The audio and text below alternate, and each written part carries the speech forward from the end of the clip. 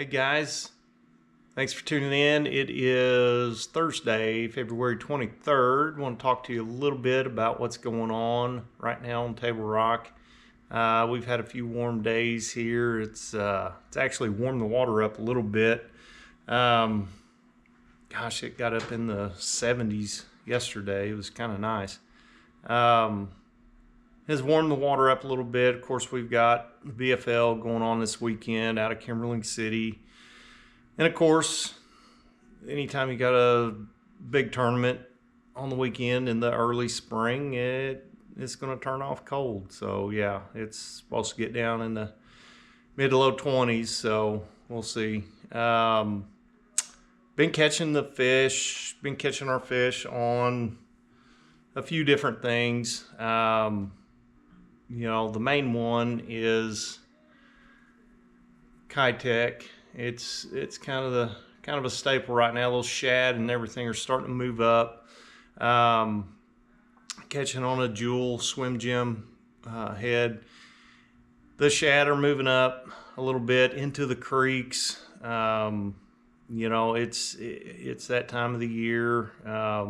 The other thing, once that water's just now getting around 50 degrees. Once it starts getting up consistently in that low to mid 50s, this is going to be my go-to bait, Jewel football jig, and even a finesse jig when they move up shallower. But those crawdads and things will start stirring around, getting a little more active. That's those bass. They really they focus on that this time of the year and a little bit later. It's just a better protein source for them. They got to get fattened up for the spawn. But I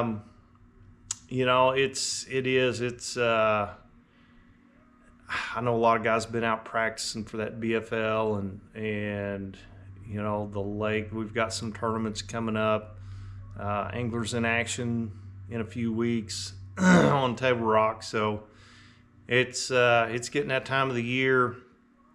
I've been fishing mainly around the dam, Long Creek area, and the fish are they're biting. It's decent. You can go out and you can catch some decent fish. I know some of the local guys, Aaron Hodge and James Bailey, did well in a tournament this week, had 20 pounds. That's kind of the key this time of the year is those guys finding those kicker fish. That's huge. I watched Pete Winter's report today. He said basically the same thing. It's the guy, you can catch the numbers of fish. The keepers aren't that hard to find right now, but it's those big kicker fish, and as the spring progresses, it's they're going to start moving up, getting a little easier to catch. But yeah, the other thing, crappie are starting to bite. They have been biting a little bit, but they're going to get a little more consistent with the water warming up. And we do some crappie trips, and I'm fortunate enough.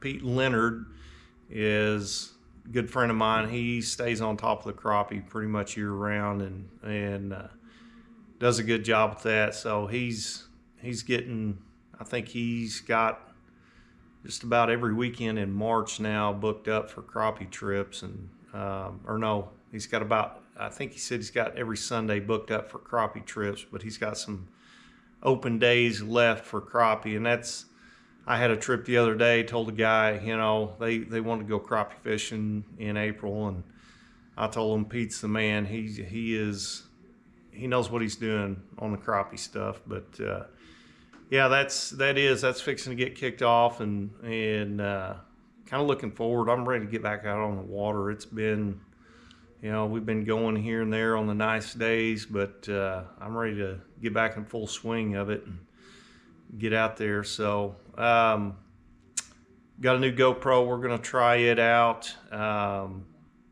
the water. We're going to do a lot more stuff out on the water, kind of show you guys what we're doing, how we're doing it, some of the setups on my electronics and stuff. And the electronics, the forward facing sonar, has become a big deal. I did a trip the other day showing the guys, setting the guys, all of his Lowrance electronics up, the forward-facing sonar, the active target, all that, and you know, he, after we were done, he texted me pictures. He said, "Man, you really helped me out." They were catching fish, and it's like it or not, that's kind of the way fishing's going, and to me, it's another tool. It's a helpful tool.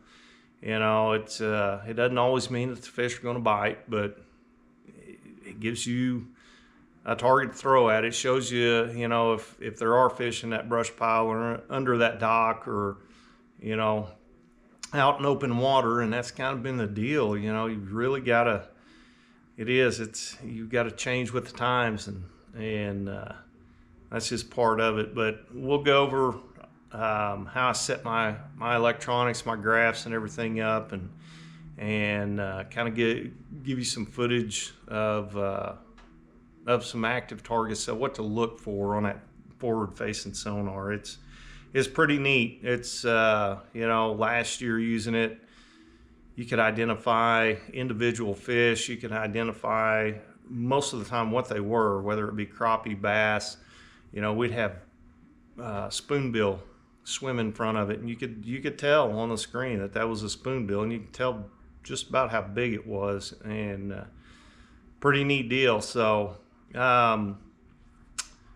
look into it. You guys want to get more in depth on some of the reports from different guys, stuff that's going on around Table Rock Lake, around the area, some of the tournaments that are going on, tournament results. Check out Table Rock Fishing Intel.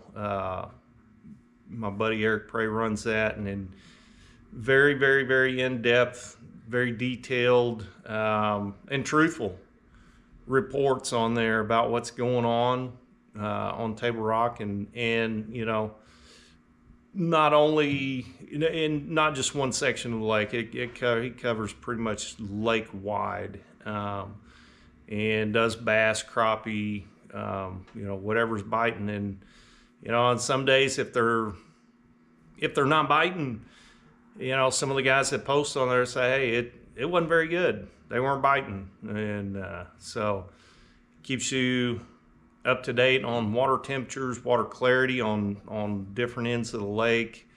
You know, I know Sean Nicodemus. He lives up in the Kings River, so he's up there quite a bit, and keeps a detailed report every week on what's going on in Kings River. I try to do the same thing on the lower end, around the dam, Long Creek, and yeah, so check that out.